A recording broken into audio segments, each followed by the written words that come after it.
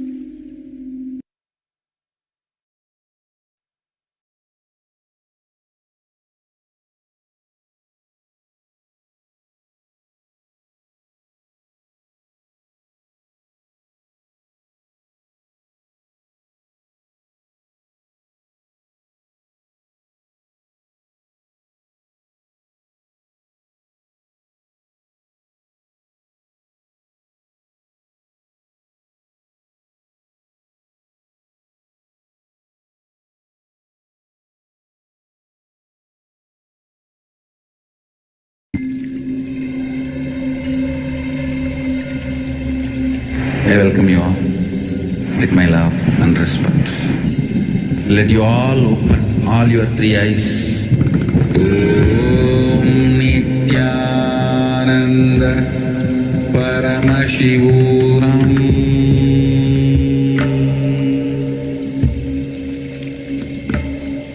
Om Nithyananda Paramashivoham.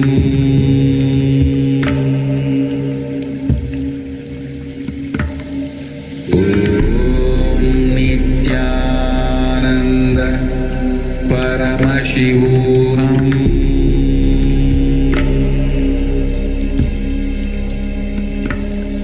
Om Nithyananda Paramashivoham.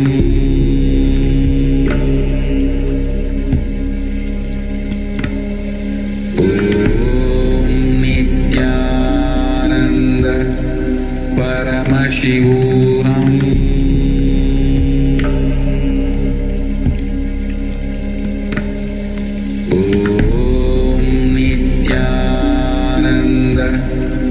Paramashivoham.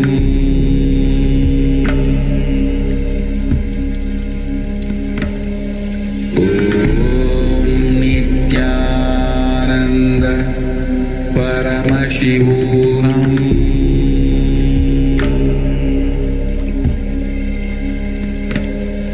Om Nithyananda Paramashivoham.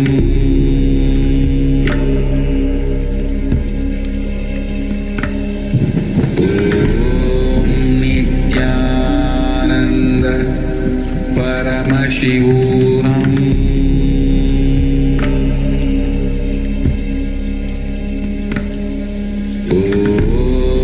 Nithyananda Paramashivoham. Om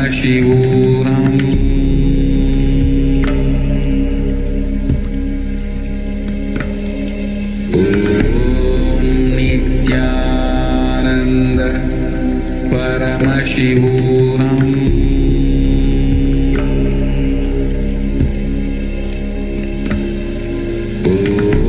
Om Nithyananda Paramashivoham.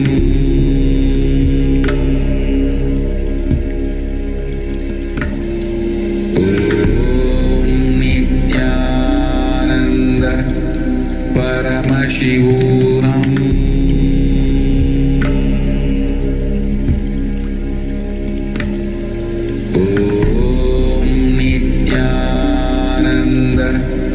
Paramashivoham. Om Nithyananda Paramashivoham.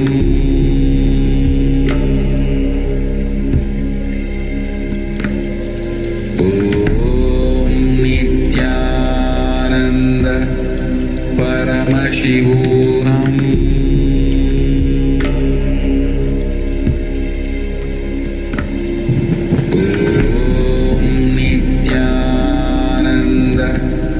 Paramashivoham.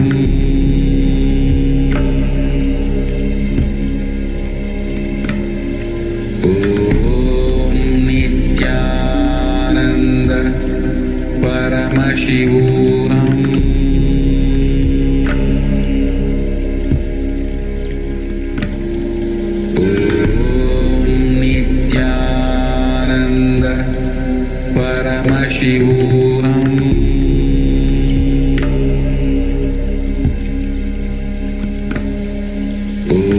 Om Nithyananda Paramashivoham.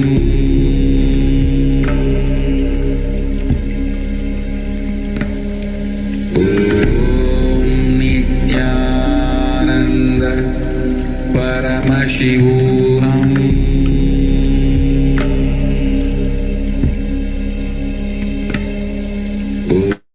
Om Nithyananda Paramashivoham.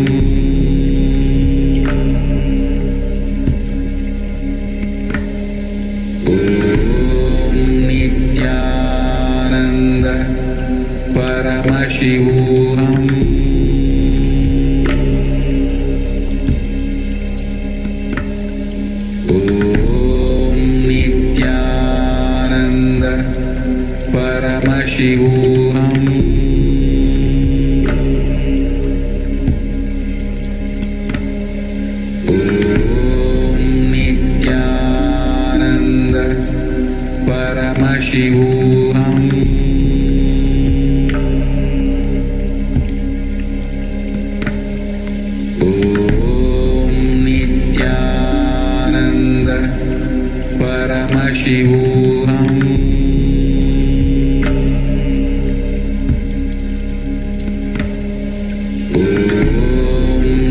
Nithyananda Paramashivoham.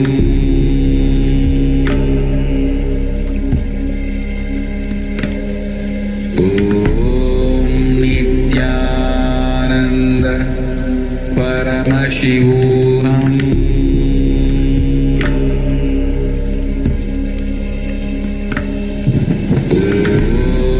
Nithyananda Paramashivoham.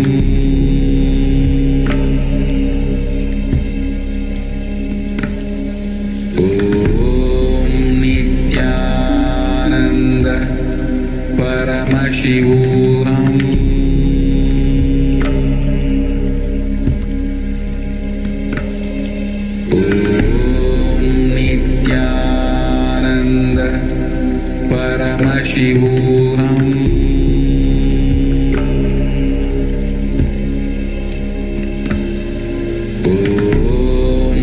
Nithyananda Paramashivoham.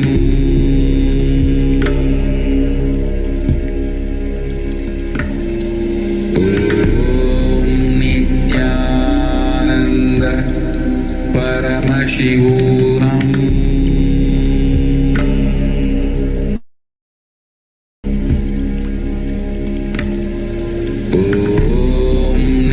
Nithyananda Paramashivoham.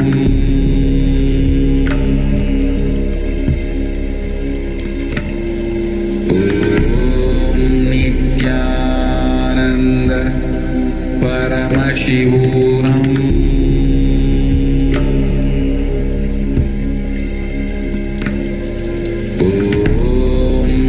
Nithyananda Paramashivoham.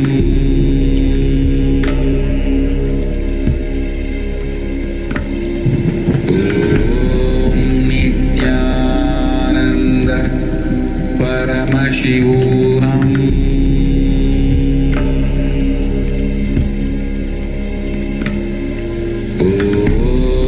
Nithyananda Paramashivoham.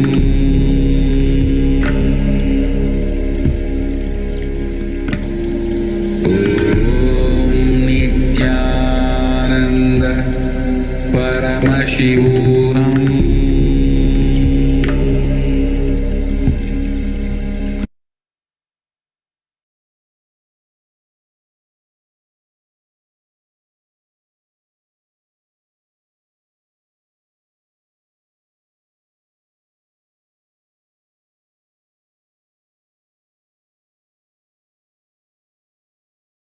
Yes, so hope you did the exercise. Hope that everyone did the exercise sincerely. It's very, very powerful exercise. So with this, we'll move to the next, we'll continue with our session. So here Bhagavan describes his divine glories. He's saying, forget about yourself. Drop yourself and let the cosmic energy prevail. Let him be. Let the divine be. This surrender mood can transform your whole consciousness. It can make you experience the ultimate truth that Krishna explains here, his glories, the vibhuti, the divine glory.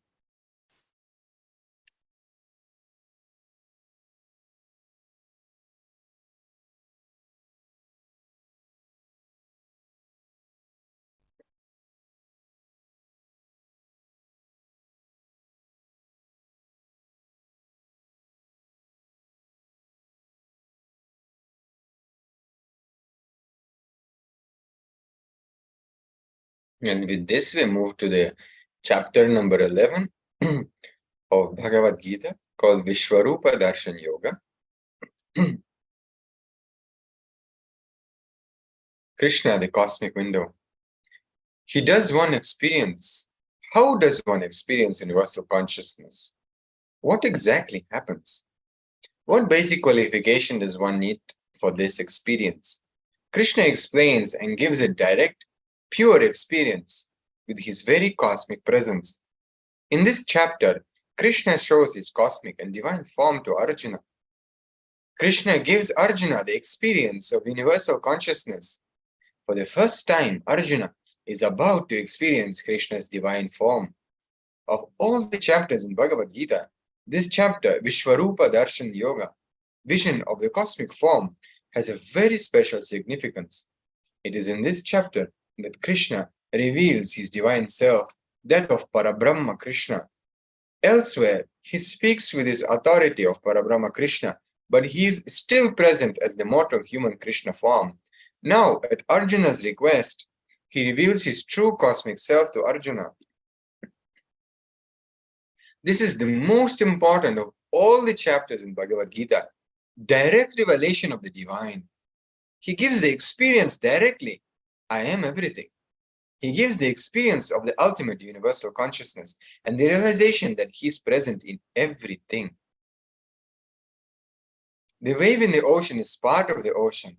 As long as it feels itself to be part of the ocean, there is no separation. However, when the wave experiences its own identity, creates its own identity, it no longer feels itself as a part of the ocean.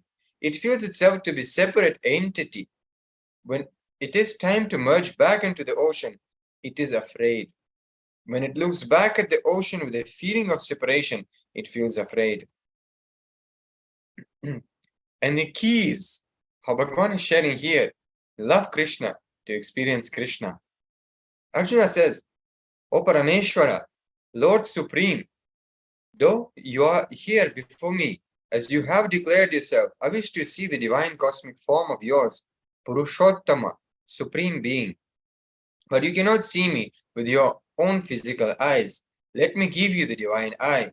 Behold my divine power and opulence. Arjuna saw this universal form wearing divine garlands and clothing, anointed all over with celestial fragrances, all wonderful, brilliantly represented, resplendent, endless, with all-pervading faces on all sides. If the splendor of 1,000 suns were to blaze all together in the sky, it would be like the splendor effulgence of the great Supreme Lord. Darshan, seeing the divine form, is possible. Can the divine form be seen? What is the qualification to see the divine form? What really happens when you see the divine form?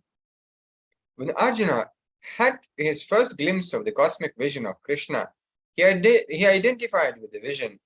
There was no separation. Now suddenly there is separation. Along with separation, there is fear. The moment we started feeling fear, we descended to his normal state. He descended to his normal state. You should understand that it is only your fear that separates you from the cosmic consciousness. When we drop the instinct to survive, we become the universal consciousness. The master is the universal consciousness. We need to understand that the guru cannot be put in a frame. The master cannot be predicted, cannot be put in a frame. The primal energy that the master has to be experienced in whatever manner it is presented, without expectations and fears. Only when you are aware and complete in the present moment can we rewrite our future. By being grounded in the present moment, in the present state of completion, one can become aware of the future and one can shape on. Completion with master is enlightenment. A yogi is one who has passed beyond the turbulences. He understands that the divine is without attributes. When we realize that we rid of illusions and get liberated. Guru-disciple relationship is the most rare happening with the ultimate. It is ultimate. It is ultimately the surrender of the devotee to the master, like the surrender of an infant to the mother, that invokes this unconditional love, which is no different from realization of the divine.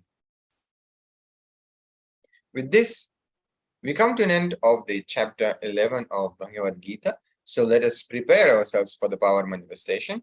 We'll be starting shortly.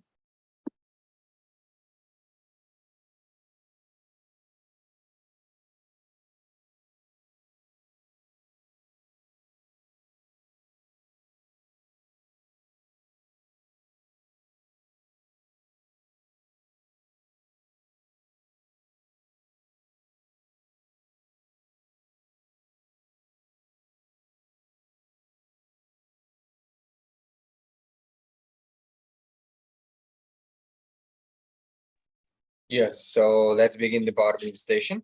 Let us sit straight with the head, neck, and spine in a straight line, connecting to Swamiji in our third eye and Ananda Gandha. Let's keep our hands folded in Atmanjali Mudra in front of the heart center, and we'll start with Sadguru Vandanam. Nithyanandam Paramasukadam Kevalam Jnanamurtim Dvandvatitam Gaganasdrusham Tatvamasyadilaksham Ekam Nityam Vimalamachalam Sarvade Sakshibhutam Bhavatitam Trigunarahitam Sadgurum Tam Namami.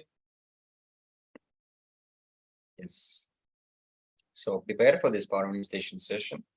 The Living Enlightenment book, the digital copy or the physical copy, both are fine.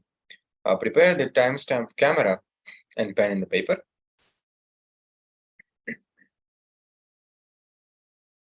So make sure that the timestamp camera is enabled and that it is facing you.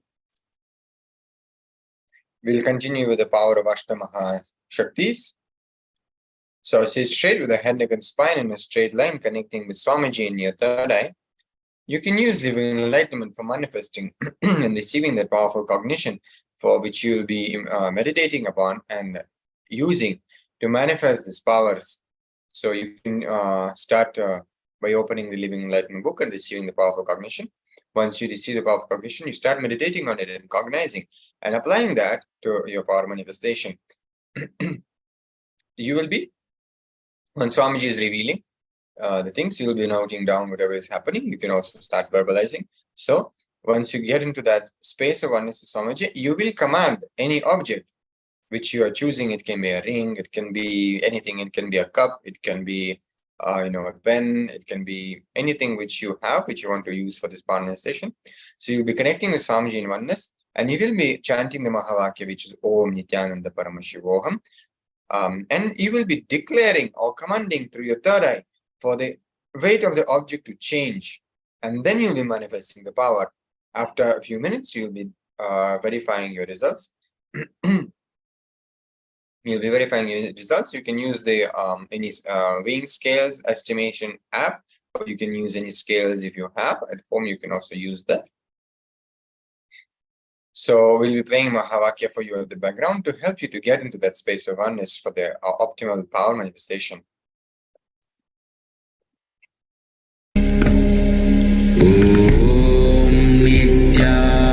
Nithyananda Paramashivoham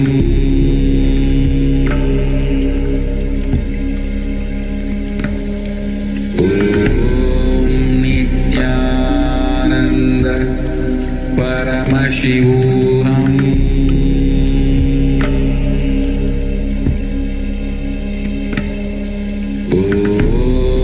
Nithyananda Paramashivoham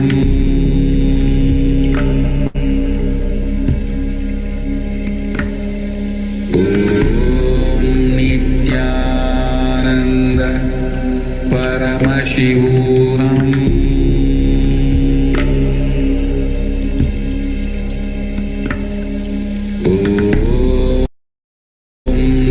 Nithyananda Paramashivoham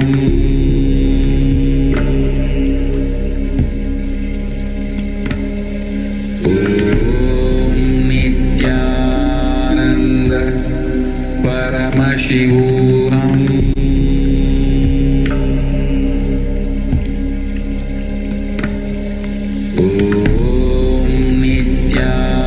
Nithyananda Paramashivoham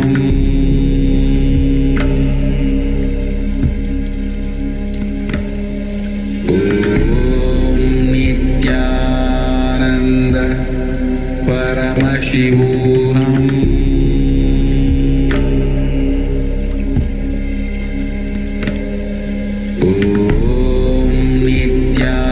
Nithyananda Paramashivoham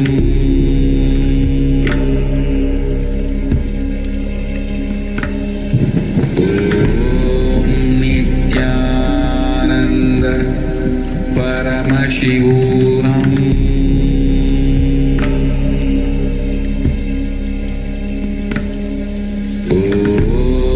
Nithyananda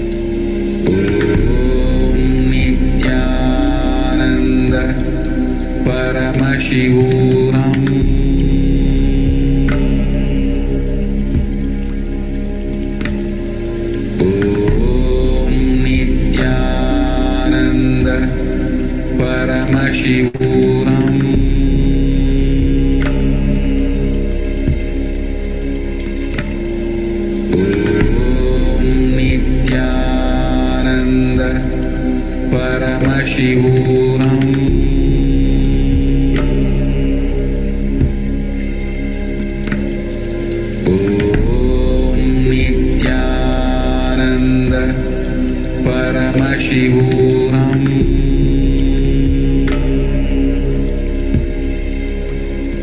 Yes, so you can stop the video recording now. We come to the end of the power manifestation. You can head to KAILASA's Nithyananda Paramashivam Facebook page. So you can also verify your power manifestation. And there you can share your experiences and the video which you recorded of the power manifestation. You can use hashtags like KAILASA and Paramashivoham level 2. So you can head to KAILASA's Nithyananda Paramashivam event section and share your video and your experiences, the Saksha Pramana of this power manifestation session. So let us spend a few minutes in doing this exercise.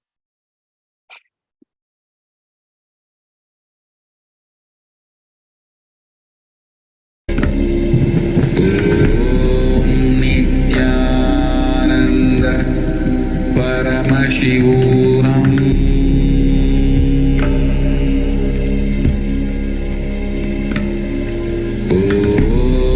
Nithyananda Paramashivoham.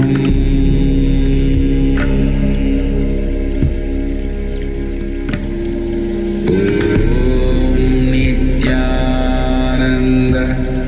Paramashivoham.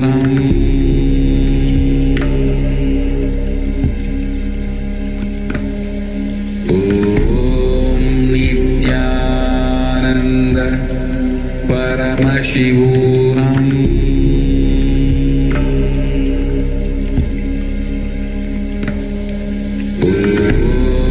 Nithyananda Paramashivoham.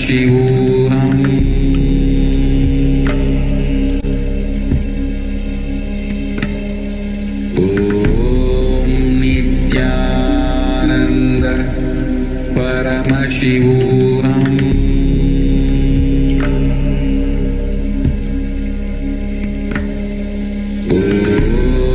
Nithyananda Paramashivoham. Nithyananda Paramashivoham.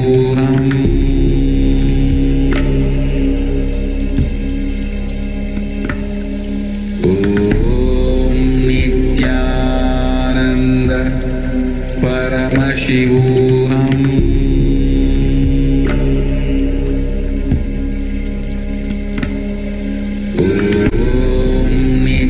Nithyananda Paramashivoham.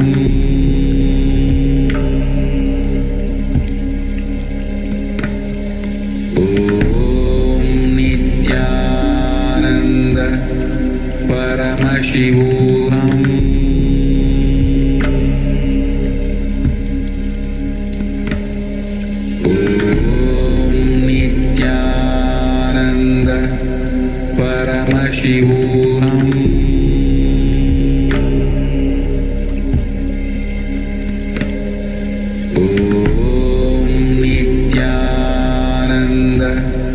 Paramashivoham.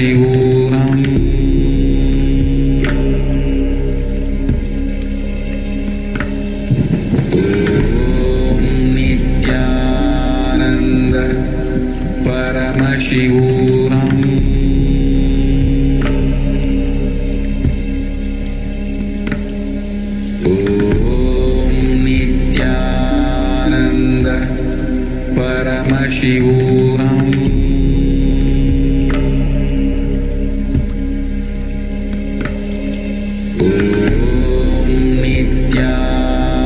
Nithyananda Paramashivoham.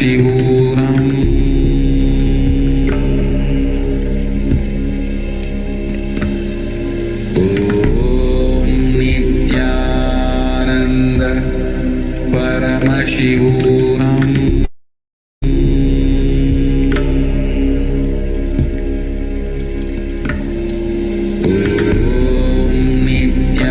Nithyananda Paramashivoham.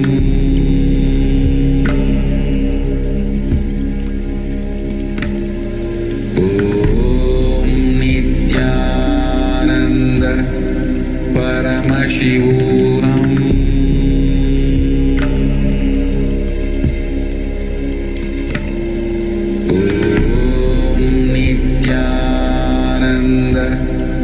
Paramashivoham.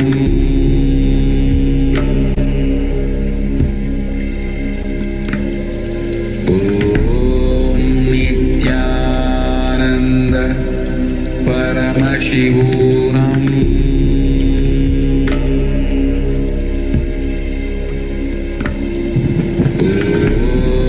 Nithyananda Paramashivoham.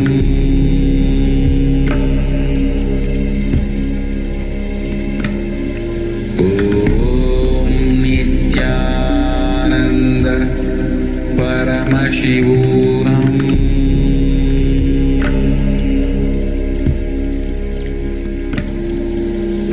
Om Nithyananda Paramashivoham.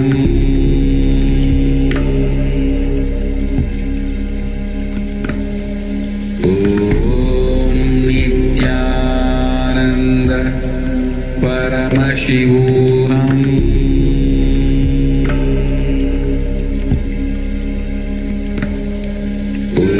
Om Nithyananda Paramashivoham.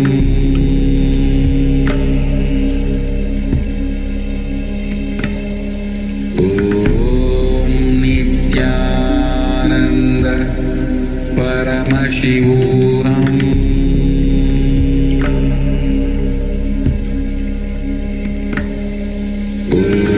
Om Nithyananda Paramashivoham.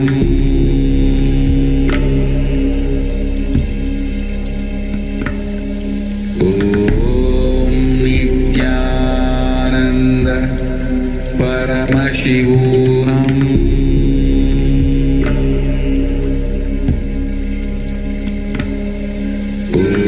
Om Nithyananda Paramashivoham.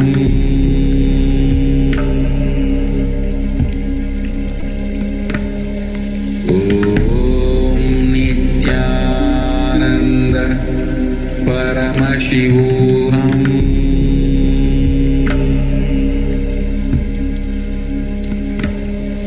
Om Nithyananda Paramashivoham.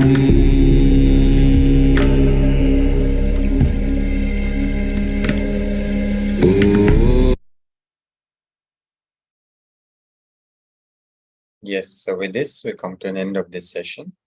So let us sit straight with the head, neck, and spine in a straight line, remembering Swamiji in our third eye, holding our hands in a Atmanjana Mudra in front of the heart center. We'll be concluding with a Purna mantra. Om Purnamadah Purnamidam Purnat Purnamudachyate Purnasya Purnamadaya Purnamevavashishyate. Om Shanti Shanti Shanti. Hari Om Tat Sat Sarvam Bhagavat Sri Nithyananda Paramashiva Padukarpanamastu. Om Nithyanandam. Yes, thank you for joining for the session. Please stay back. We'll be continuing our sessions in just a few minutes.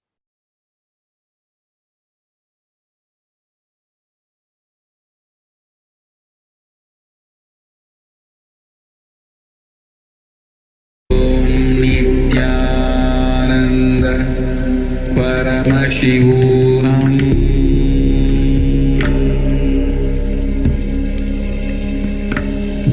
Om Nithyananda Paramashivoham.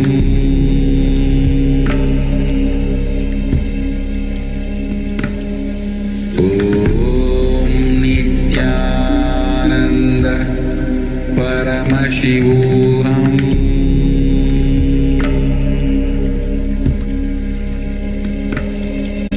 Om Nithyananda Paramashivoham.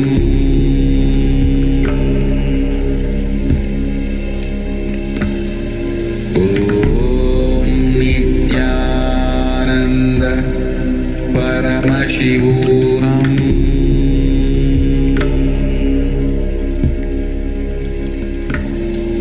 Om Nithyananda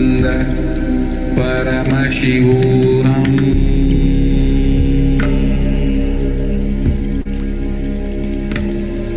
Om Nithyananda Paramashivoham.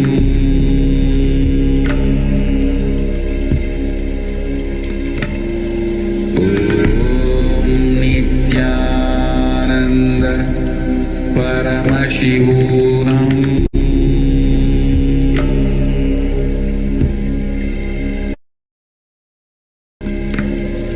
Om Nithyananda Paramashivoham.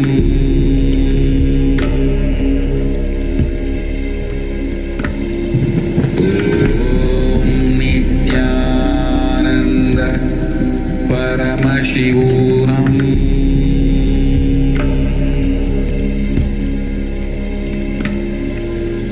Om Nithyananda Paramashivoham. Om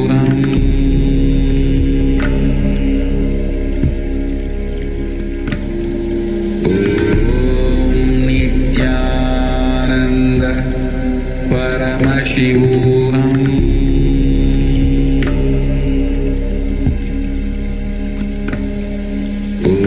Om Nithyananda Paramashivoham. Om Nithyananda Paramashivoham.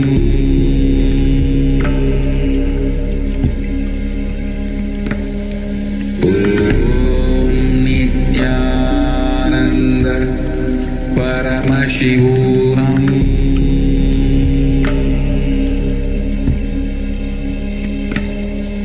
Om Nithyananda Paramashivoham.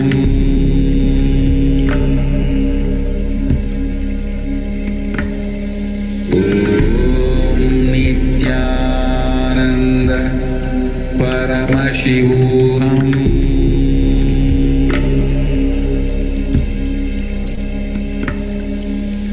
Om Nithyananda Paramashivoham.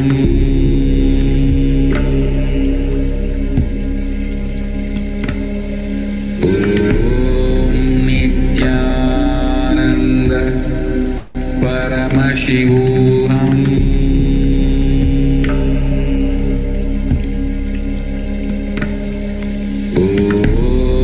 Nithyananda Paramashivoham.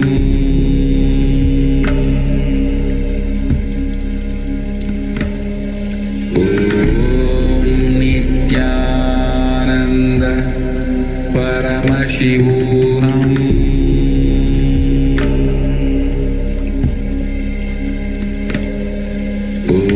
Om Nithyananda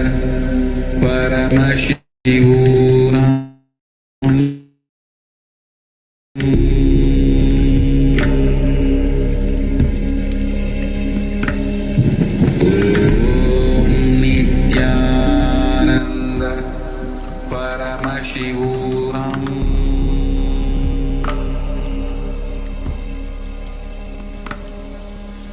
Om Nithyananda Paramashivoham.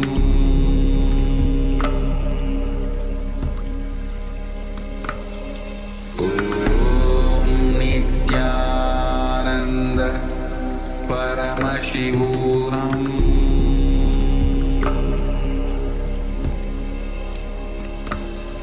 Om Nithyananda Paramashivoham.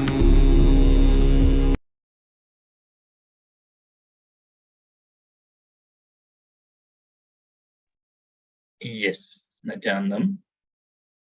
Let us move on to the next chapter. Let us start this session with a Satguru.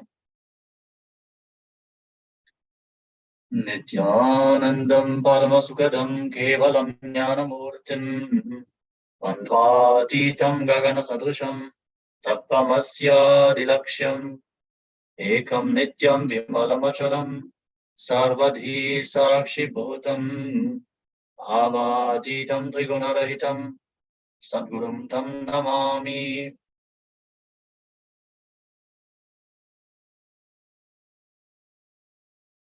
The next chapter of the Bhagavad Gita is Bhakti Yoga. Chapter 12, Bhakti Yoga. Love is your very life.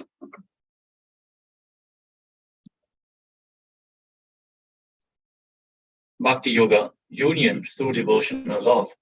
Love is your very life. Love happens when we experience cosmic consciousness, when we have a spiritual experience, when our ego disappears. Krishna lays out the whole technique for us step by step. Love is not a mood, it is not a mere emotion, it is our very existence. The reference here is from the Bhagavad Gita decoded from chapter 12. Understanding Bhakti and love. Bhakti is the expression of devotional love, the expression of the gratitude that happens because of a spiritual experience. That is why Bhakti happens only after a spiritual experience. If it is our solid experience that every living being is God, we radiate love and our being becomes love. Live in me always. Krishna says, if you fix your mind on me alone, establish your mind in me, you will live in me always. There is no doubt in it. With constant practice, try to attain me. If you are not able to practice, then perform actions for me. In this way, develop the desire to attain me. Krishna continues to say, one who has no dislike or envy for any being, who is friendly and compassionate to everyone, free from the sense of I and mine, the ego, maintains equanimity of mind, both in joy and sorrow, forgiving, ever satisfied, united with yoga, has a strong commitment to me, and has fixed his mind and intellect upon me. Such a devotee of mine is very dear to me. Guru divine in human form. One young man asked Ramanuja, Master, please tell me, achieve bhakti, achieve God, achieve devotion. Ramanuja asked him, have you ever loved anybody in your life? This man was shaken. He said, I am a pure brahmachari, a celibate. How can you ask me this question? I came to learn about God, and you ask me this question. Ramanuja says, first go and love somebody. See how you feel when you love somebody. Then come back, and I will teach you about God. I will teach you about the devotional love. This man could not understand Ramanuja. Understand, unless we love the person whom we can see, how will we love an entity we have never seen? If we can love human beings whom we see every day, how can we love the form of God whom we have never seen? What Ramanuja says is true. We should also understand that unless we radiate love in the space where we can stay, we can't love in the space where we stay. We can't love the whole world.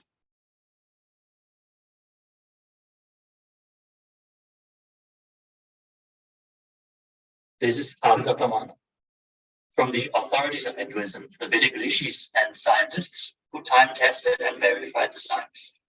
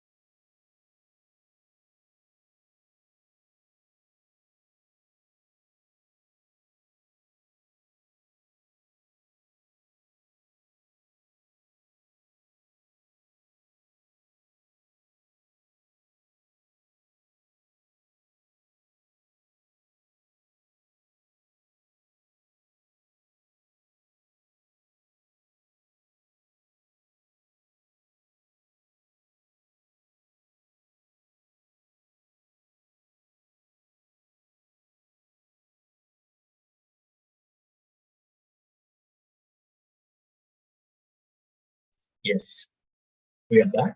Let us continue. With the 13th chapter, Kshetra, Kshetra, Nya, Vibhaga Yoga, the field and the knower of the field.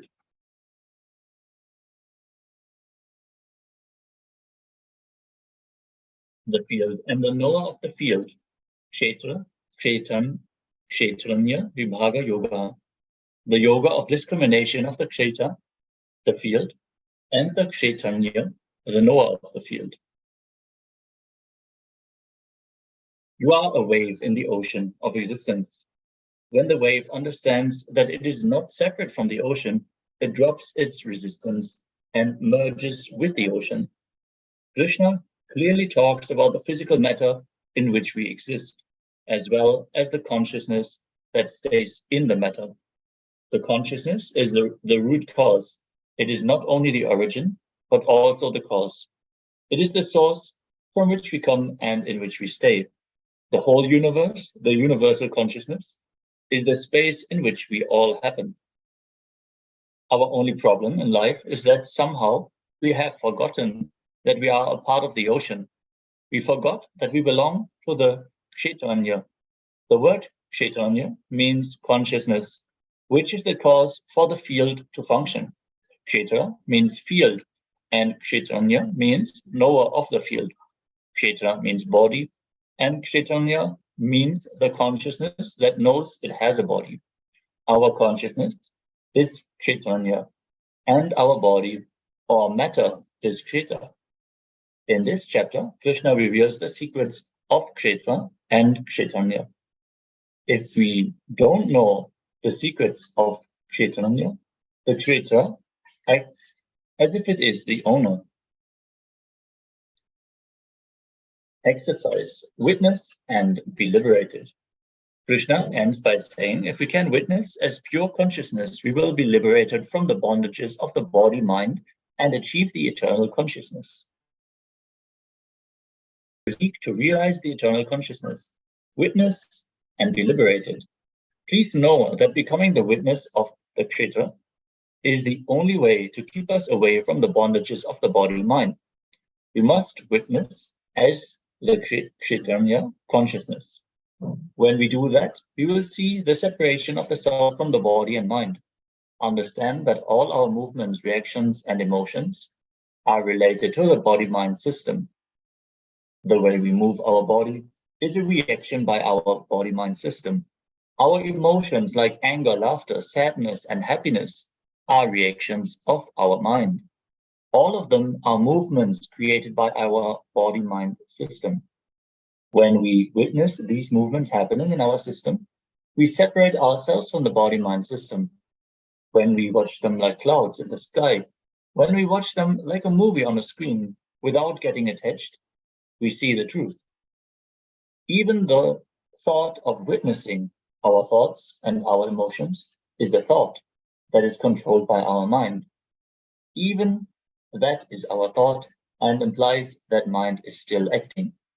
Only when we go beyond that thought do we experience the eternal consciousness. Meditation technique. The technique may take at least 10 minutes. You are going to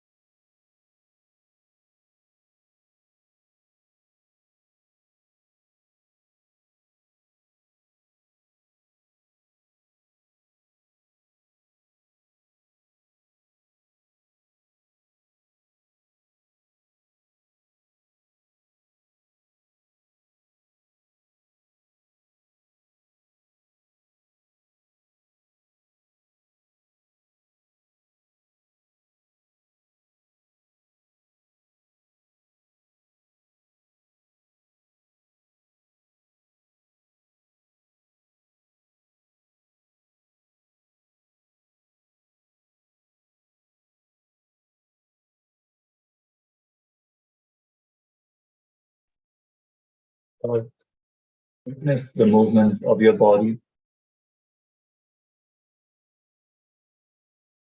Witness the flow of your breath.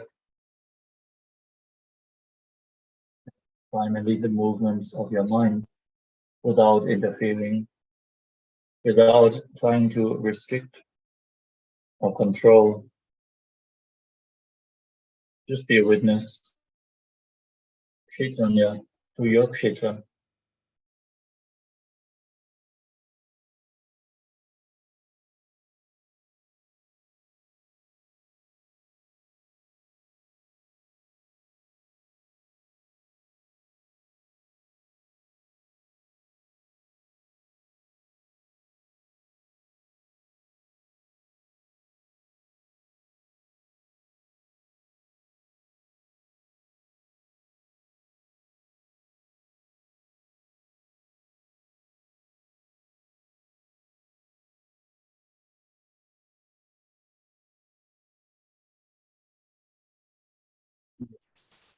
You can repeat this meditation technique whenever you have some time for yourself. Let us now move on to the next chapter of the Bhagavad Gita,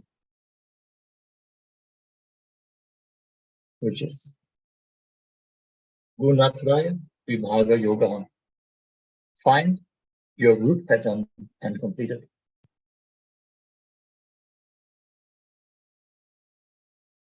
The natural attributes, the three gunas. Gunatraya Vibhaga Yoga, Sattva, Rajas, and Tamas, the three attributes of nature in which all living beings exist. Krishna also explains the three layers of the body-mind system, Prana Sharira, Mana Sharira, and Sukshma Sharira, which are the physical, mental, and subtle bodies respectively.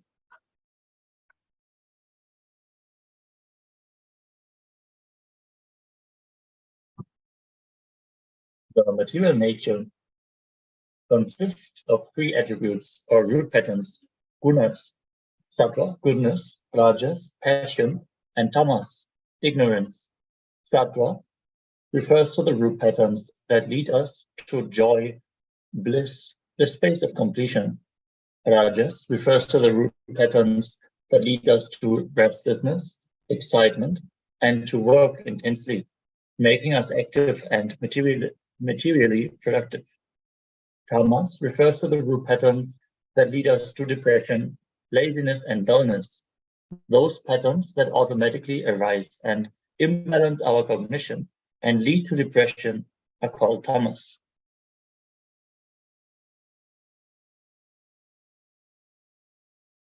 Three guna, the three attributes, deeper understanding. The level of an animal is the level of instinct, which is tamas. The level of man is the level of intellect, which is rajas. The level of God is the level of intuition, which is sattva. If we are called in tamas, we need to move towards rajas. If we are in rajas, make the move towards sattva. If we are caught in sattva, it will automatically lead us towards enlightenment. Lead us to enlightenment. Going beyond the gunas, Gunatraya Vibhaga Yoga. With great clarity, the master tells us what to do. Krishna explains the nature of one who has transcended the three gunas, one who has gone beyond his natural attributes, one who has completed with his root patterns. He explains that we need to do what we need to do to become a triguna rahita, to become liberated from the influence of the three gunas. He is beyond the play of emotions. Whatever happens is right for him. Success and failure means the same. Friend and foe make no difference. Poverty or richness has no influence.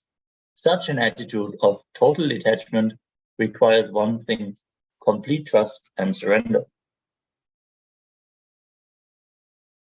Bhakti Yogena Sevate, verse 14, 26. Devotion is unfailing in all circumstances. The space of completion alone liberates us. With this, we conclude the 14th chapter. So let us now move on to the power manifestation segment.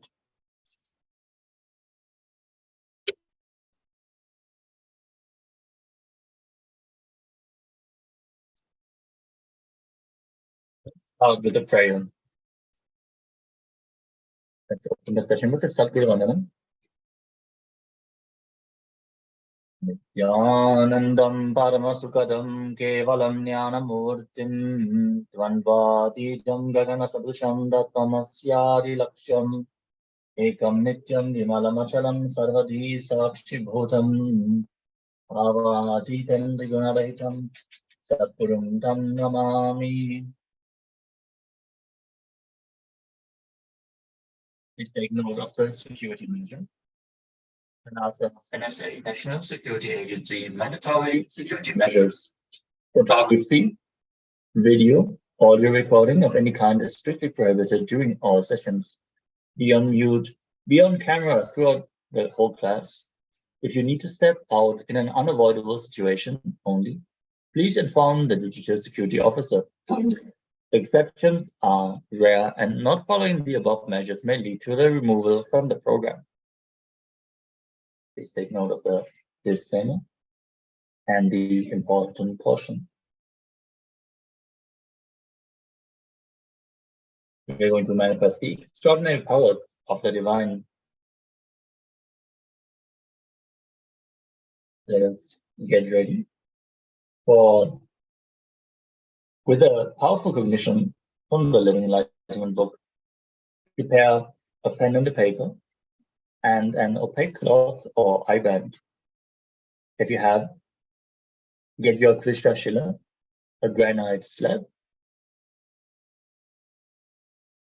and prepare a camera with a timestamp function. This can be your camera from your phone. If your phone doesn't have the timestamp function, you can download a camera app with timestamps. You can go to the App Store or to the Play Store and search for timestamp camera. You'll be able to find it. Now, get your copy of the Living Enlightenment book. You can get the digital version online. Just Google Living Enlightenment PDF or ebook, and you are going to find it. You can open it in your browser. Then close your eyes, connect to Swamiji, connect to the Living Enlightenment book as a deity, as a living energy, and wait for the page number to be revealed to you. Then open that page number and read out the powerful cognition. Connect to a partner to manifest this power.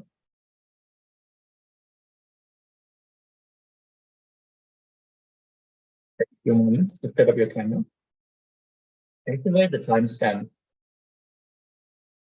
so we can verify your power manifestation afterwards. And when you do the power manifestation, make sure you record it so you can share your Sakshi Pramana after the session, your personal experience. Whenever we also expand for that. So make sure you share your experiences in the social media. We're going to manifest the power of Astamahasiddhis.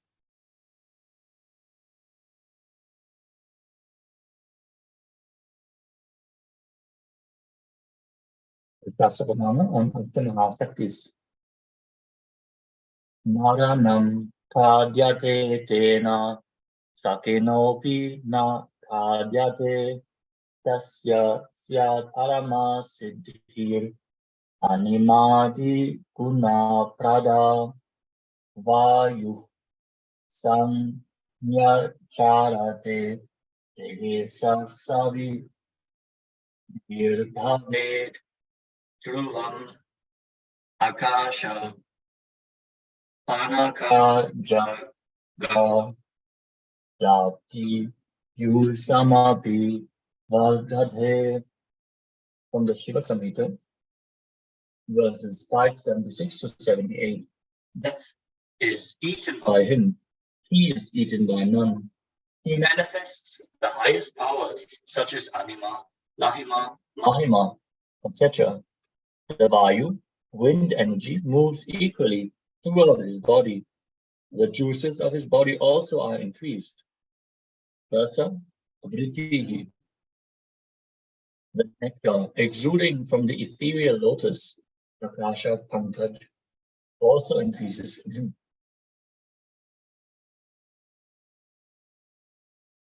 are going to manifest the power of Mahima, the power of decreasing and increasing.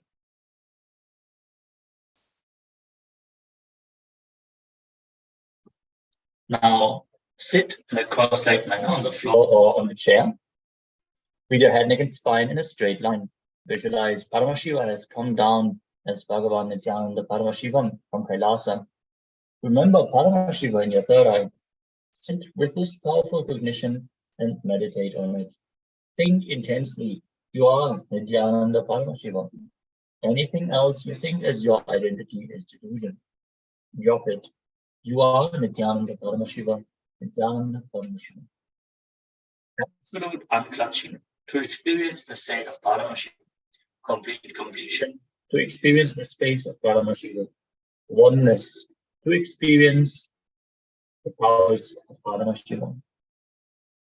Intensely vibrating in Panjapajapa. Om Nithyananda Paramashivoham. Deep feeling connection with Bhagavan to experience the being of Paramashiva. Now open up your Living Enlightenment book. Get the powerful cognition to start off this power manifestation. Reading from the Living Enlightenment book. As you connect internally, receive the page number in your third eye, and then reading that page and receiving the powerful cognition and doing the internalization of what has been revealed itself is a power manifestation.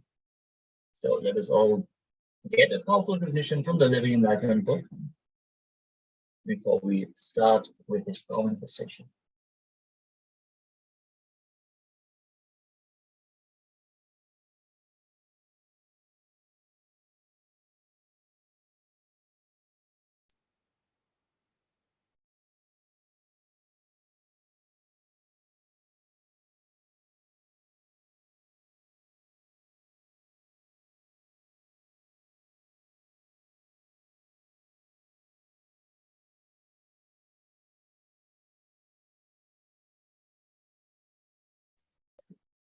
What has been manifested,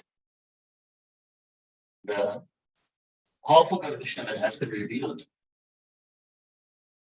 Let us get started with the manifestation of the Ashtama Shakti, which is Mahima. Please pair up with a partner. And that can be a friend of yours, a relative, a family member, anyone you feel could be enriched by this power manifestation. And you'll be manifesting for your partner. Turn on the video recording. Measure the rate of the object you have using a measuring app. A weighing scale, you can use it. And declare the change of the weight that you want to manifest. You're going to consciously create the change of the weight of the object. So make a declaration first, the Satya Sankalpa, and then using the Shakti of Mahima, increase the weight as per your declaration. You'll take some 5 minutes. Afterwards, weigh the object again and pen down the change in weight that has manifested.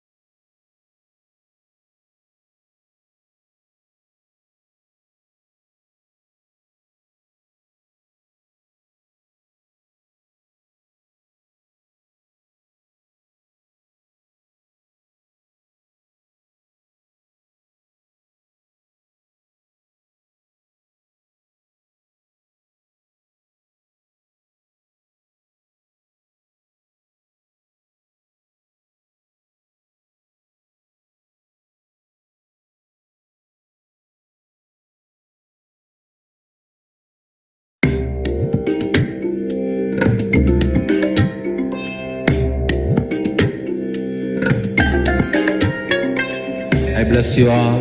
Let you all open all your three eyes and manifest the powers of Mahasudarshan. Paramashivoham. Om Nithyananda.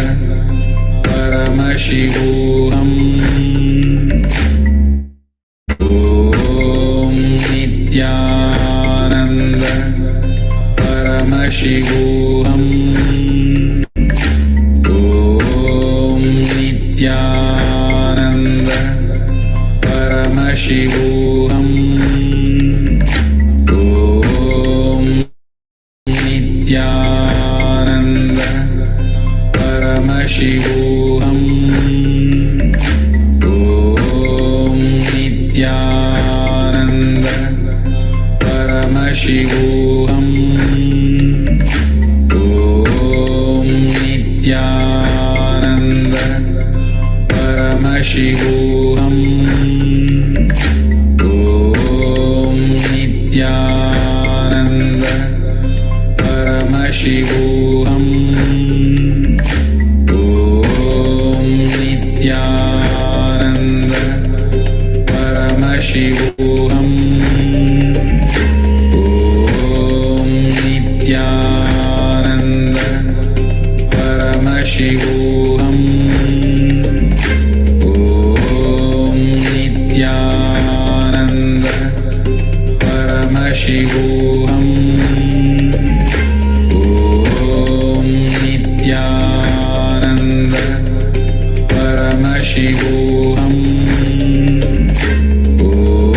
Om Nithyananda. Paramashivoham. Om Nithyananda. Paramashivoham.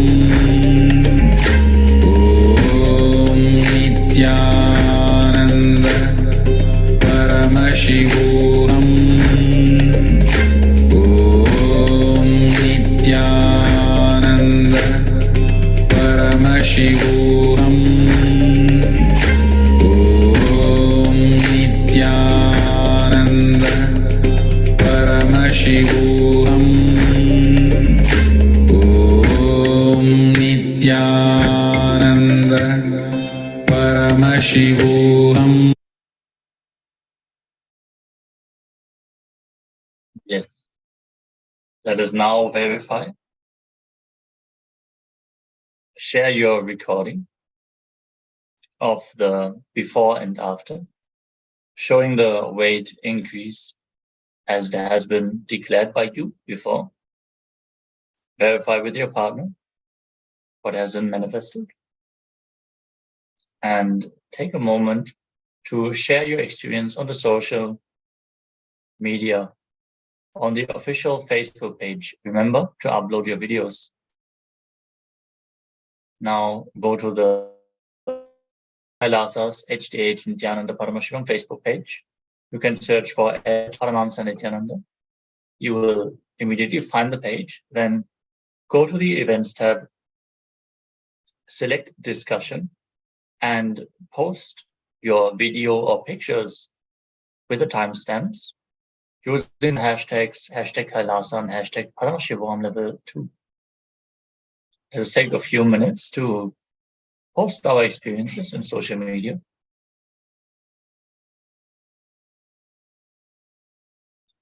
Enriching itself is a power manifestation. So make sure whenever you have a spiritual experience that you share it so others can benefit as well. After all, we are manifesting the space of oneness.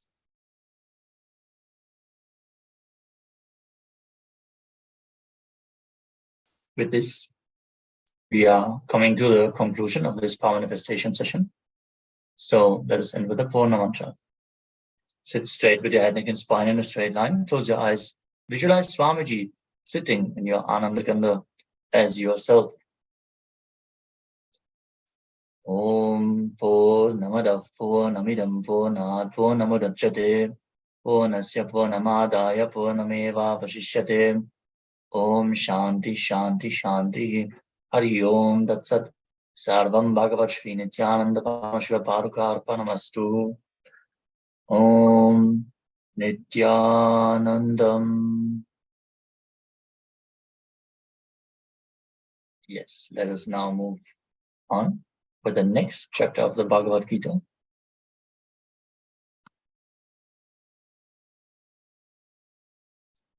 Which is Purushottama Yoga.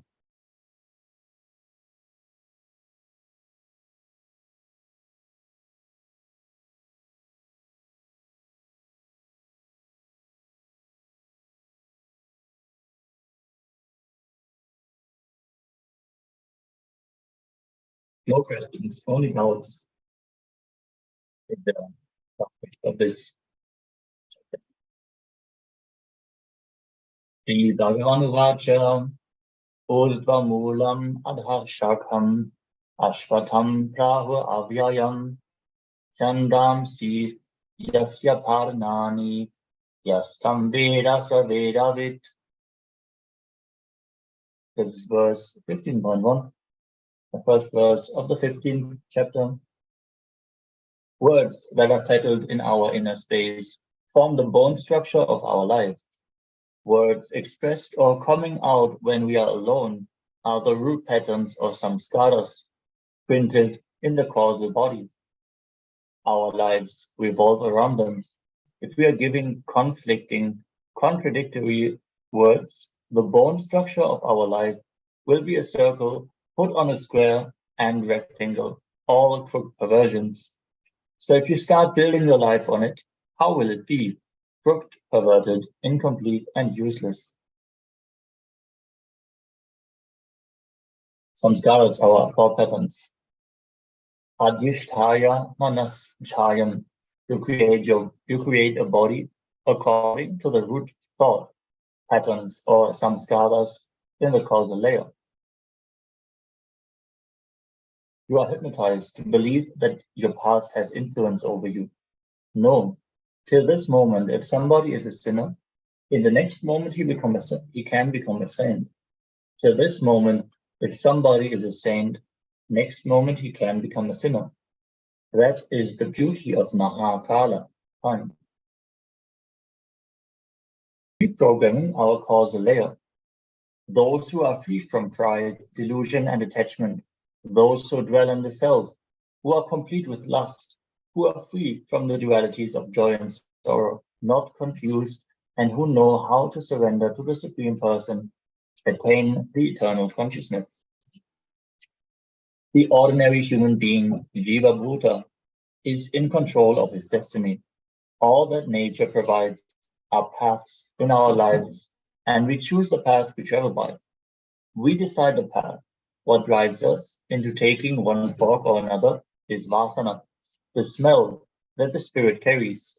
It is the subtle imprint of our past actions, samskaras, and karmas. Definitive or predestined. We have the choice to redefine that vasana, that smell, into either a stink or wonderful fragrance. It is in our hands only whether we wish to travel in the same merry-go-round or decide to break out and walk free is our decision. The Supreme Pontiff of Hinduism is giving a meditation technique. Just for 21 days, every night before sleeping, do self-completion with all your incompletions for at least 42 minutes, reliving and relieving your past sufferings and root patterns. This completion process will directly work on your causal layer. Always sleep in the space of completion and wake up with the spiritual thought of completion. And then check your face, it will be changed. Your eyes will have a new look. Your body will have the grace. Krishna declares, whoever knows me as the Supreme Purushottama, without a doubt, is to be understood as the knower of everything and worships me with all his being. Yo mam evam asam mudho janati purushottamam sa sarvavid bhajati mam sarva bhavena bharata.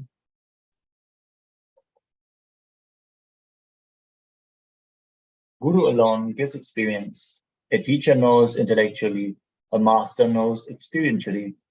A master has experienced what he is speaking, the truth. We don't have to become something new. We need to wake up and realize what we already are. The master never allows us to stop at any step before the full flowering. Again and again, he inspires and takes us to higher levels of conscious experience until we realize we are that eternal consciousness, our true potentiality. And that is the conclusion of the 15th chapter. To move on to chapter 16. Day12, Sampad Yoga, you and me. Krishna speaks extensively about deeper body-mind layer, the causal body. That chapter is called the Purushottama Yoga, or the Yoga of the perfected being.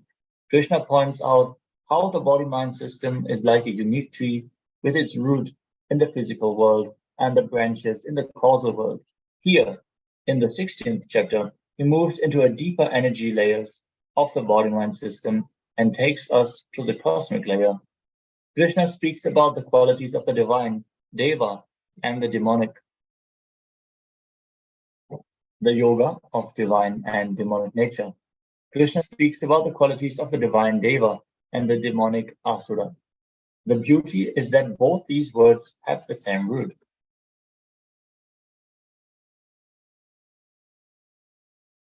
Devasura, Sampad Vibhaga Yoga, you and me. All the root thought patterns or biomemories, samskaras, are stored in the causal layer. They operate without our control. Decisions are made without our knowledge. However, at the deeper level, in the cosmic layer, we decide consciously. You or me, divine or demon, Deva or Asura. When we make the decision of you, we radiate divine qualities. When we make the decision of me, we radiate demonic qualities. We need to understand you and me properly. The word me means ego. The word you means the whole of existence. When our identity evaporates, when our ego dissolves, whatever is left is existence. It is divine David. We create a demon by bringing the idea of me. The moment we bring the idea of me, whatever is there is demonic. The moment the new idea is removed, whatever there is divine.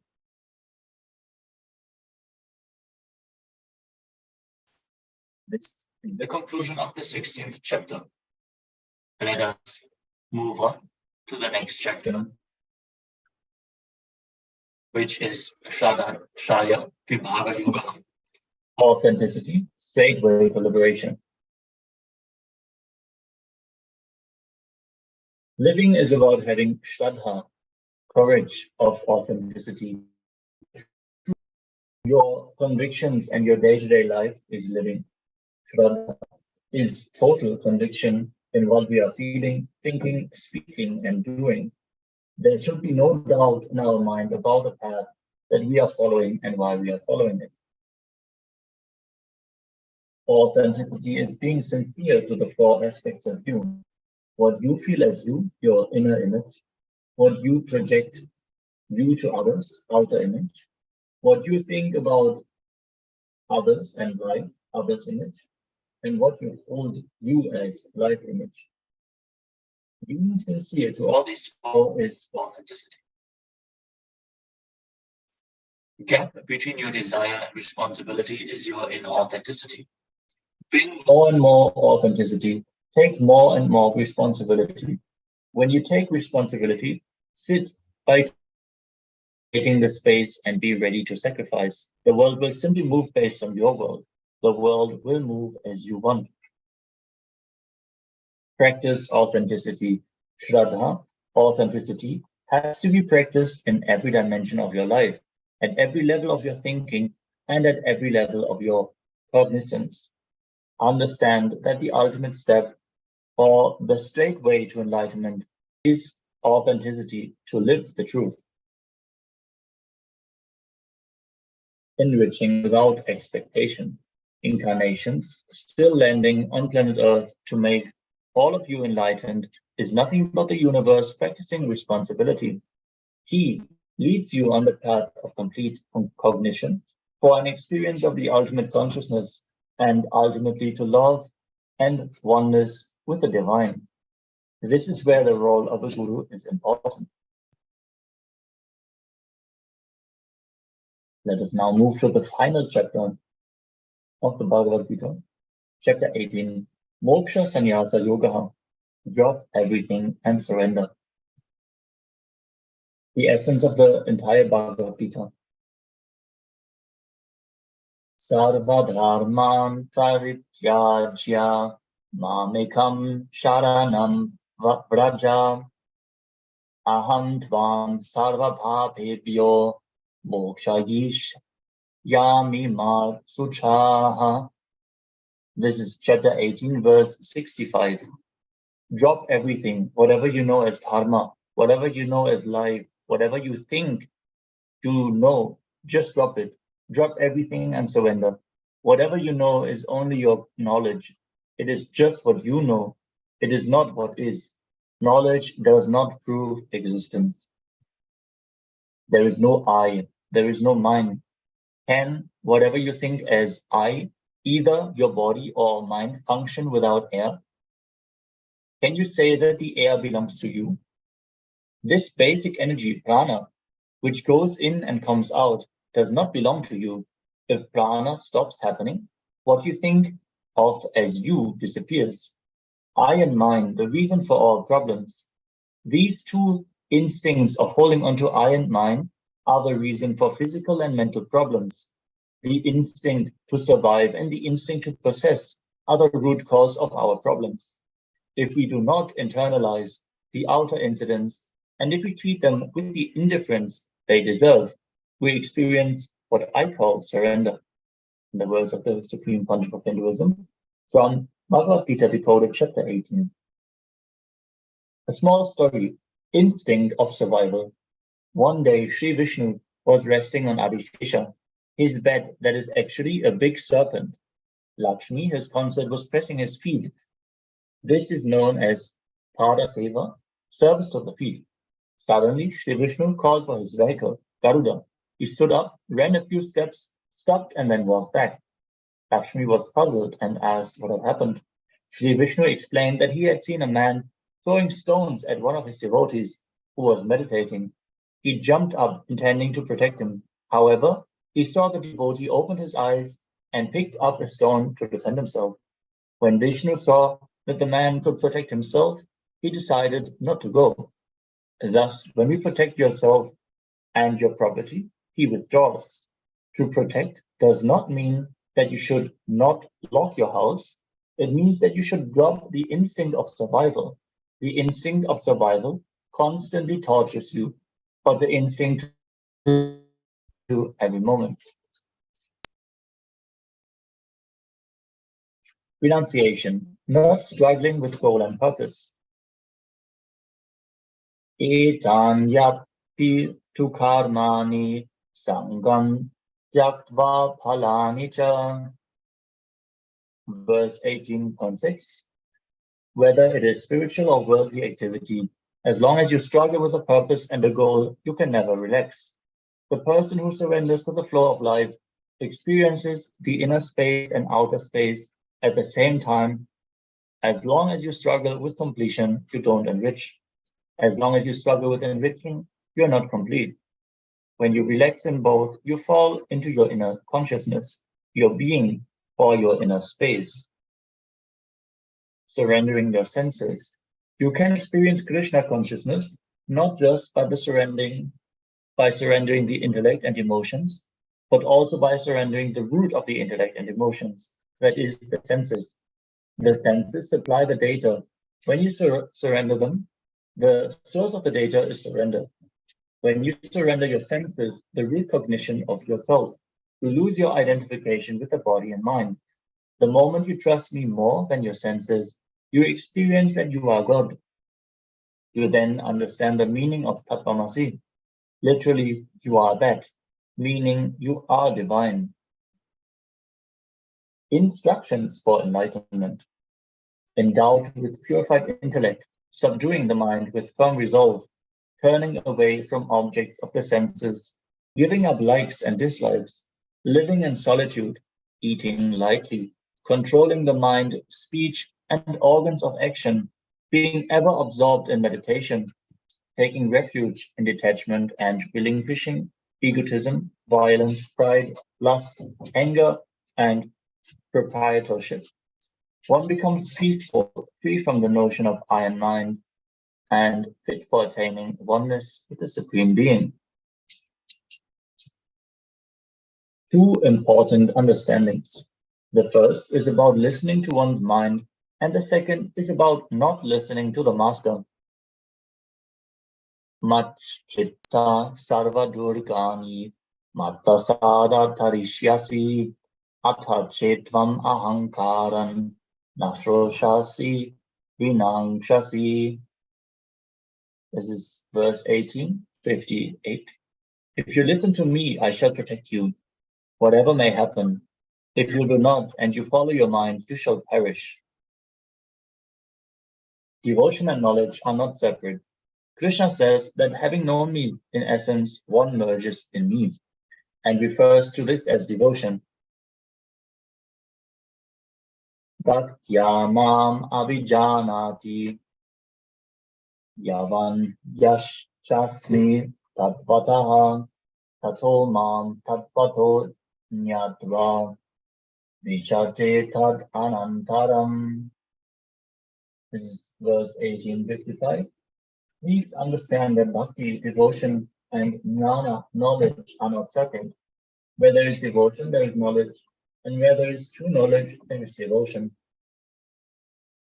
One who communicates the supreme secret to the devotees performs the highest devotional service to me, and at the end, he will, without doubt, come back to me. Krishna promises to happen again and again. Yada yada hi dharmasya Ranirbhavati Bharata Abhyuthanam Adhamasya Tadatmanam Shrijamyaham Parjam Naya Sadhunam Srinashaya Chadushkritam Dharma Samstapanataya Sambhavami Yuge Yuge. Whenever the collective unconsciousness increases, to establish the righteousness of the eternal consciousness, I myself appear, millennium after millennium. The possibility of enlightenment is open for the future generations on planet Earth. It is a promise. It is deliverance to all of humanity. Prayer of gratitude. Take a few moments now to pray to Radha Brahma Krishna, the universal Krishna. He may give us a glimpse of the ultimate truth. Take a few moments to pray and pray intensely to him. Let us take a few moments to offer our gratitude to the great masters. First, offer gratitude to the great master, Sri Krishna, who showered these great truths upon the whole universe. Let us give our gratitude to him. From all the masters who preserved these truths so that we can enjoy and experience this truth in our life. Let us give our gratitude to the entire Guru Parampara, the lineage of Gurus.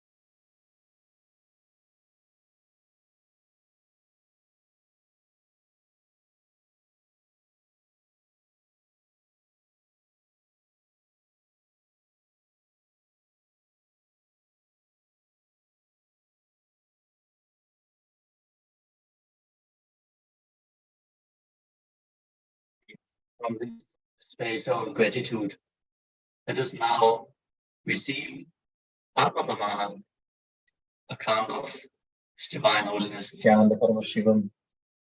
So,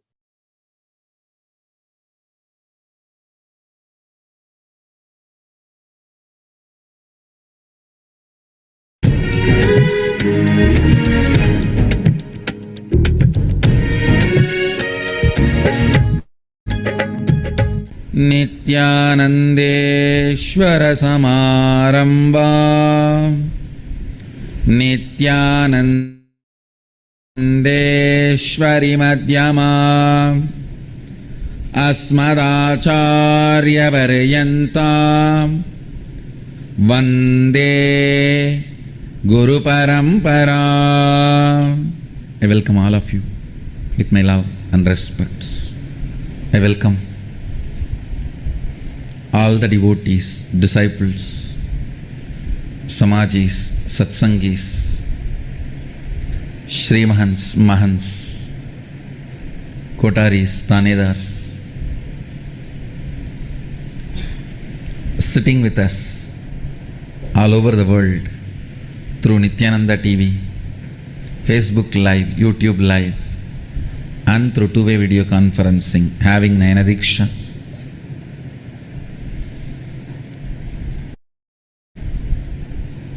First thing, I welcome all the Nithyananda Yogam participants.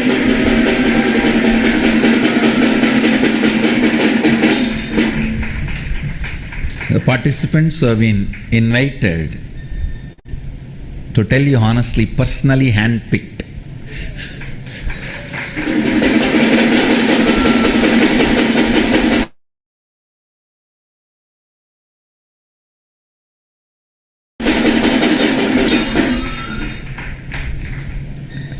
Only 102 were handpicked from the database of 17,000.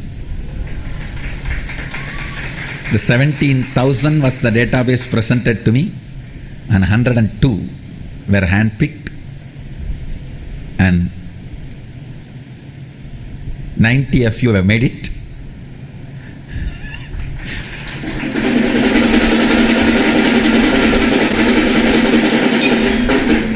Welcome home.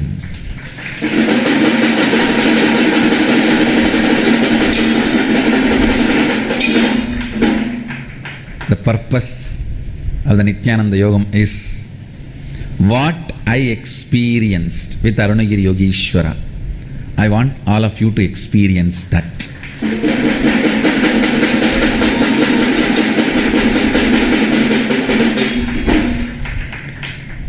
I did not have a structured class with him, but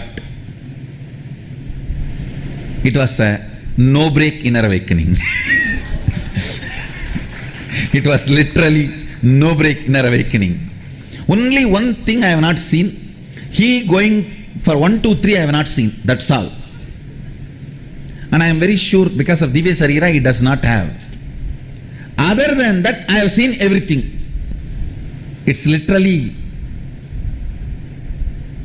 24 hours life with him. His classes, when he teaches, if he talks 10 words, at least 10 terabyte material will be downloaded. Understand? If he talks 10 words to me, 10 terabyte material will be downloaded into my brain.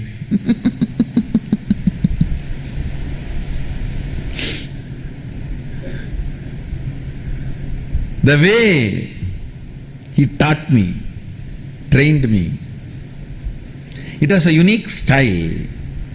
You should actually call that as a Arunagiri Yogeshwara style. He had his own unique style. So much has been transmitted. So much has happened. Physically, I enjoyed him only for 11.5 months. Less than 12 months. If I have to put it more precise, 9.5 months. If I have to count exact dates, because there were few days gap. only when I was looking to put the whole thing for autobiography, I was seeing there were a few days when the temple had a festival where they will bring the deity in that area. He will not come out and sit. Sometimes he used to take me for a walk and we will sit near the hill and listen. I'll listen to him. So much has happened.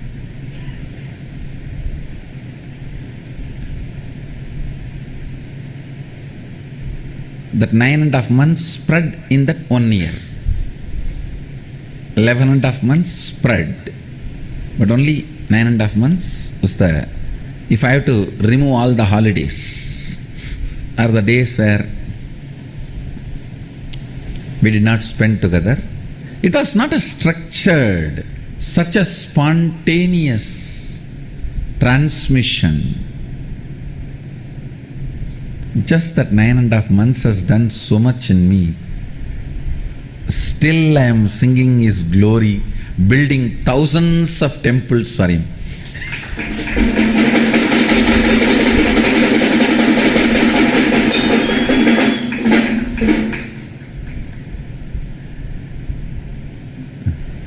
The devotion He commands over me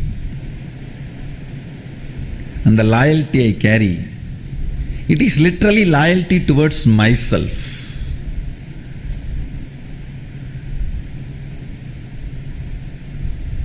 That space of Sadashivoham, loyalty towards that experience, joy and gratitude towards that space. Thousands and thousands of unsaid happenings and tons of things not only I have not said, I will never be able to say. Because when he utters a word, for example, if he says Adharvana Veda, the chapter where the science of sound is explained, by the time he completes this word, that whole Veda is downloaded already. When he gives the reference, I can just verify internally and see the chapter and the shloka. I don't know how I can even say it, make you guys understand.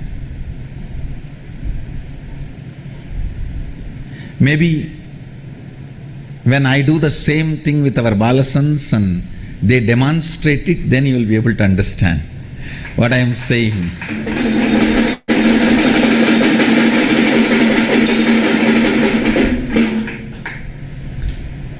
See, in 2003 I told I had my third eye awakened at the age of 12. People were, Some believed, some trusted, some had a hope it may be true. Many had eyebrows raised. Many had their reactions. But now when I make the Balasans do it, when thousands manifest it, the statement looks very 12? Why? Why 12 looks too late? For Swamiji, 12 looks too late. When I uttered the same word in 2003, he claims at the age of 12 he had third eye awakening. Now it seems to be 12, too late. I think Swamiji is junior to me. Many of the Balasans will say. I am much senior to Swamiji.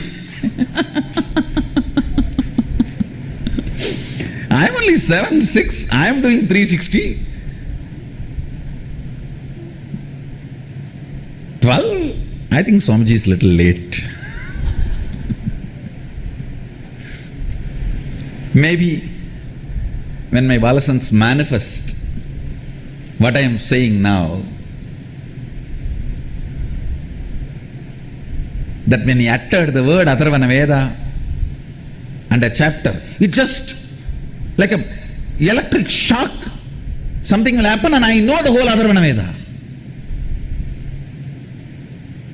When he utters the word Mahanirvana or Kularnava, immediately it will be like it will land on me like a huge, a powerful spiritual shock, and I will just know the whole content and thought current of it. And when he says 7th chapter, 3rd verse says, I can see clearly in my inner space, yes, that book exists, this is the chapter and this is the verse. I tasted Sarvanyatva during that period. Please understand, I got it permanently when he merged into me is different, that is separate, but tasting it physically, where he can hold the hand of the Sarvanyatva. I picked up the habit of this biting nail by biting his nail only. And he will be so sweet and polite. I'll be sitting and cleaning his nail and cutting his nail with my own hand, cleaning it and biting it and removing.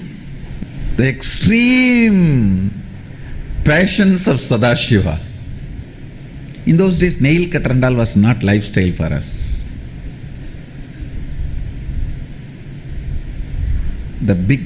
It used to be, I think 7 o'clock something was the name of that razor, blade. It used to be popular in those days. With that blade only we'll cut the nail.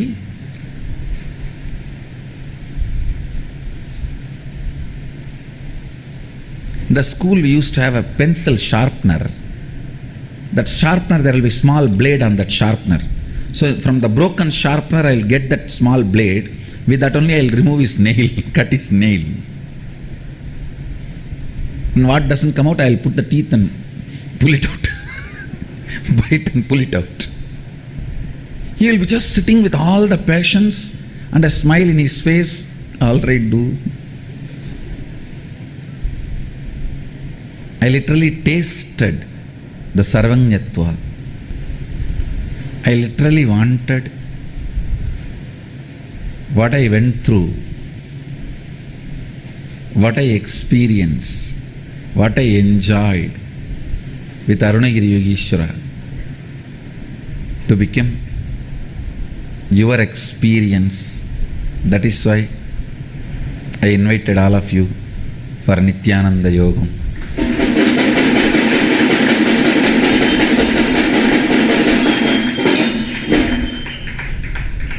சித்தானோ சீவன் முக்தானோ பித்தானோ எத்தானோ ஏதும் தெரியாத காலத்தும் அத்தனே வந்து அருளாய் ஆட்கொண்ட ஞான சித்தனே அருணகிரி யோகியே.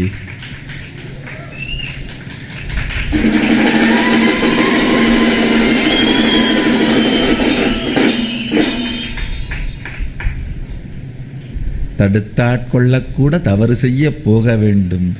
தவறு செய்ய போவதற்கு தெரியாத வயதினிலே வந்து அடுத்தாட்கொண்டவன் அம்பலாவனன்.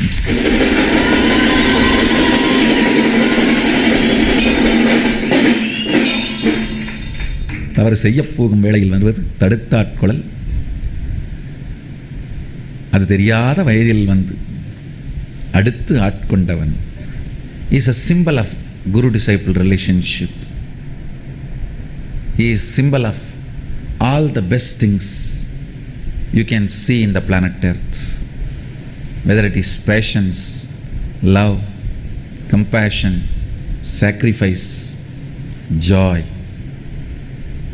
knowledge, power. the complete manifestation of Sadashivatva, complete manifestation of Sadashivatva, whatever said, unsaid,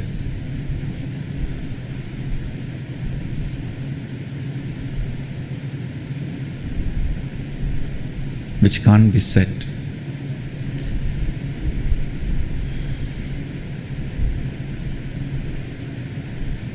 Let all the great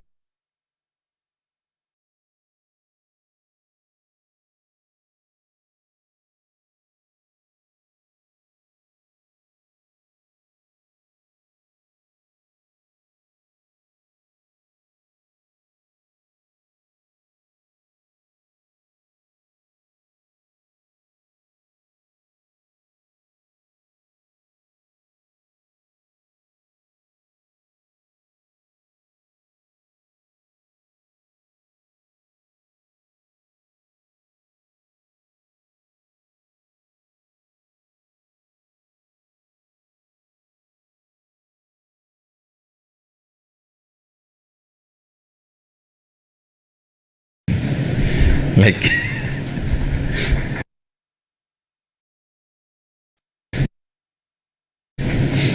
how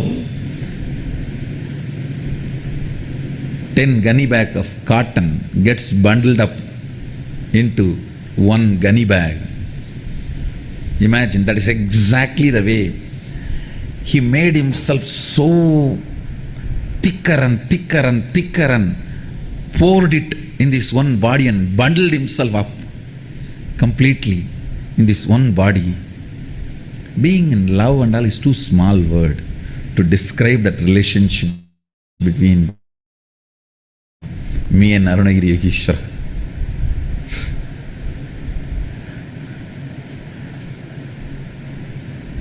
He just bundled up himself into this one body. I think maybe when you experience, you will understand. See, only when I make thousands of people radiate the experience I had, that is the evidence that I had the experience. Because till then it can only be story. So whatever I went through with Arunagiri Yogeshwara, let it happen in all of you. You guys will tell the world it is true.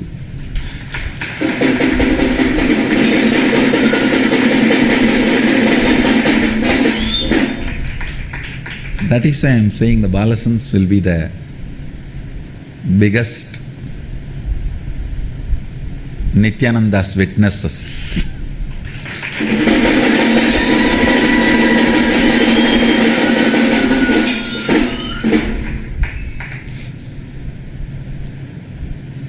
Most sweetest, greatest Nithyananda's witnesses. Navaratri Utsavam is beginning yesterday with Mahalaya Amavasya.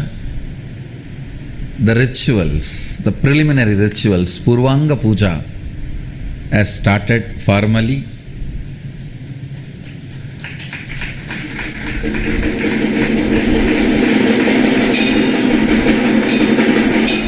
The precise exact Navaratra, 9 nights, starts from tomorrow. Navaratri starts from tomorrow. But with the Mahalaya, the preliminary rituals start.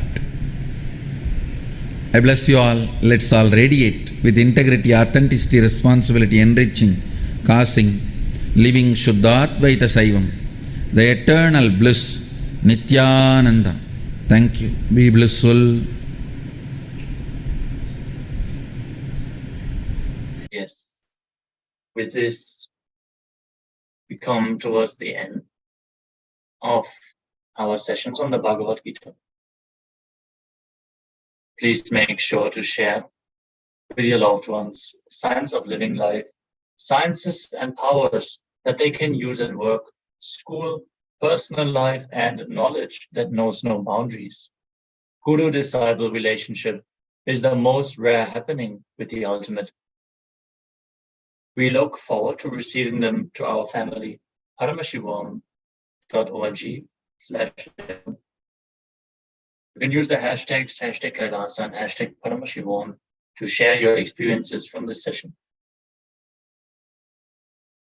Let us now move into another round of power manifestation.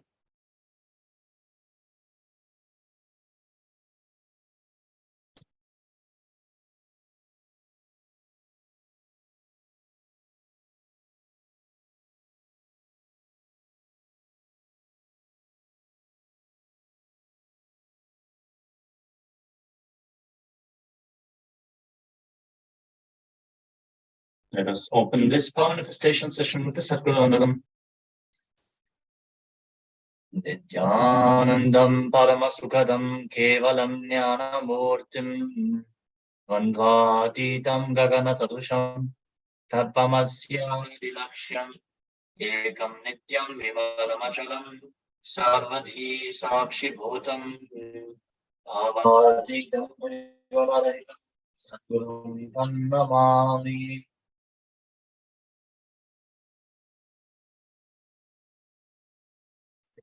Security measures. As ourselves, NSA, National Security Agency, mandatory security measures. Photography, video, audio recording of any kind is strictly prohibited during our sessions. Be on mute. Be on camera throughout class if you need to step out in an unavoidable situation only. Please inform the digital security officer. Exceptions are rare and not following the above measures may lead to removal from the program. Disclaimer.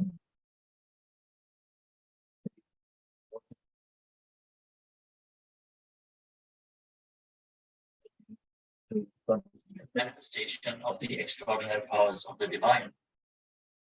Get ready by preparing pen and paper and Ekra or Ivan, the Krishna Shila or granite slab,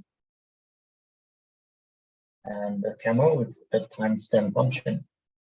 And download an app that can put a timestamp on your recordings. Make sure to set up your camera. You can download the app in the App Store or in the Google Play Store. And as you record your power manifestation, you can then share it in the social media in which other people share your experience. Please take a few moments to get your camera ready and connect to the partner for this manifestation of the Ashtama Shaktis.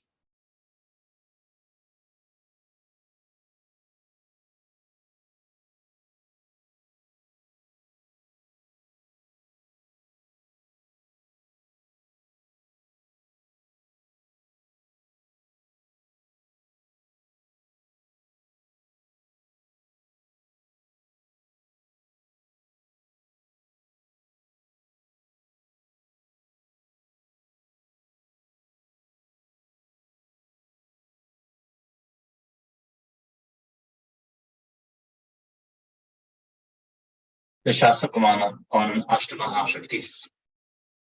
Varanam Khadyate Tena Sakenapi Na Khadyate Tasyasya Paramasiddhir Animadi Gunapada Vayu Sanyacharate Dehe Rasa Vridhir Bhavet Dhruvam Akasha Anaka Jaga Lati Yusam Mati Vardate.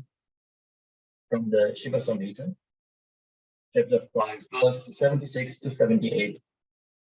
Death is eaten by him. He is eaten by none. He manifests the highest powers such as Anima, Lahima, Mahima, etc. The Vayu, wind, energy moves equally throughout his body. The juices of his body also are increased. Rasa, Vritti, the nectar exuding from the ethereal lotus, Akasha, Pankaj also increases in him.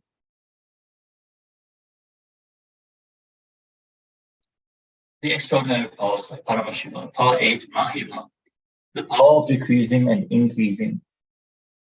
Level 3, decreasing the weight of the object. Connect to family member or friend for this conversation. Sit cross-legged on the floor or on a chair with your head, neck, and spine in a straight line. Visualize Paramashiva has come down as Bhagavan Nithyananda Paramashivam from KAILASA. Remember Paramashiva in your third eye. Sit with this powerful cognition and meditate on it. Think intensely. You are Nithyananda Paramashivam. Anything else you think as your identity is illusion. Drop it. You are Nithyananda Paramashiva. Nithyananda Paramashiva. Absolute unclutching to experience the state of Paramashiva. Complete completion to experience the space of Paramashiva. Oneness to experience as powers of Paramashiva. Intensely vibrating in Ajapa. Om Nithyananda Paramashivoham. Deep feeling connection with Bhagavan to experience the being of Paramashiva. Now, get your copy of the Living Enlightenment book. If you have a hard copy, get your Living Enlightenment book. If you don't have it available, you can get the soft copy online. If you type Living Enlightenment ebook or PDF, you will find it on Google. You can also go to Encyclopedia and search for the Living Enlightenment book. You will find the download link for the free PDF file. Connecting to the Living Enlightenment book as a deity, close your eyes. Visualize the supreme concept of Hinduism, Swamiji in your inner space, and receive whatever page number you are supposed to open now. Doesn't reveal to you what needs to be revealed now. Get the powerful cognition before we enter into this power manifestation.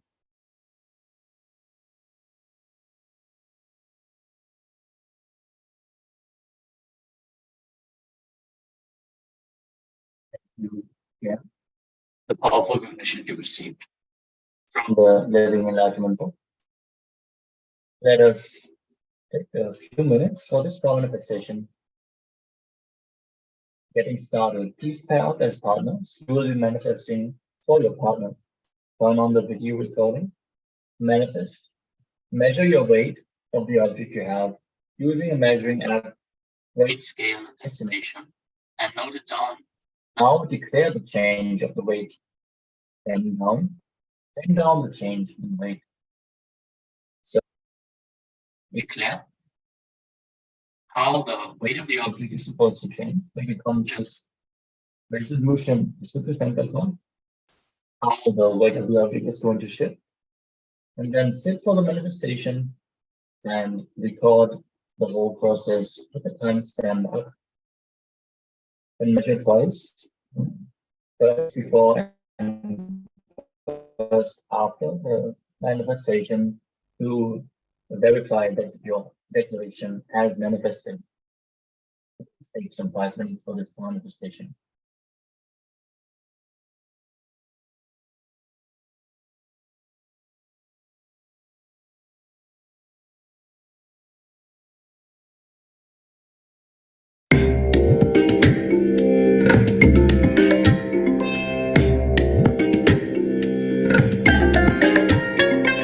I bless you all.